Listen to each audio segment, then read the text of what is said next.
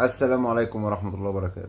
رضا عبد العال، إيقاف رضا عبد العال رقم 5 6، مش عارف. المجلس الأعلى للإعلام يقرر إيقاف رضا عبد العال لمدة 4 شهور، أو الكابتن رضا عبد العال لمدة 4 شهور، وتحذير شديد اللهجة بقفل صفحاته على السوشيال ميديا. للدرجة دي كلامه بيوجع، مع انه بيتكلم كلام عادي وكلام كورة وبيتكلم كلام منطقي جدا، بس كلام بيزعل وبيزعل ناس معينة ما بيحبوش يسمعوا الكلام ده. للدرجة دي جلاد رضا عبد العال، جلاد عليكم.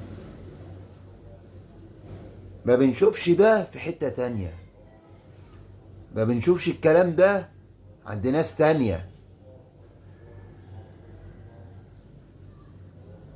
الكلام ده ما بنشوفوش، لا ايقاف ولا تحذير ولا اي حاجة، عند الجماعة التانية اللي انتوا عارفينهم،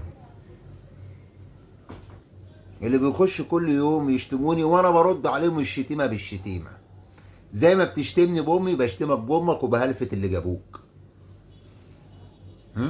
ما بسكتش انا، مش واخدها انا سبوبة.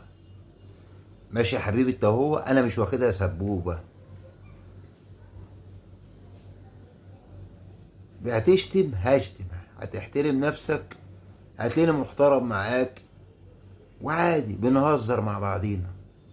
مش عاجبك كلامي بلوك وش.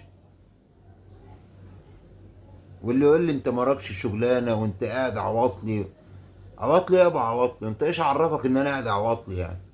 ايش عرفك يعني؟ كنت عايش معايا عارف ان انا عواطلي؟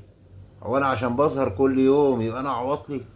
وبعدين انت مالك عواطلي ولا شغال؟ وانا بقول لك هات جنيه، ولا بقول لك اعمل لي لايك، ولا بقول لك اعمل شير؟ ما بقولش انا الكلام ده. انا بطلع اقول الكلمتين وشكرا.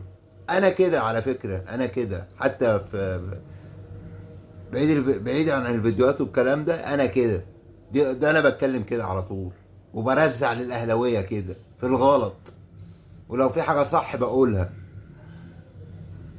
مع ان اصلا كل الاهلاويه وكل حياه الاهلاويه غلط في الغلط، ومعروف مين الننوس ومين اللي بيتدلع ومين الفتى المدلل. معروفه من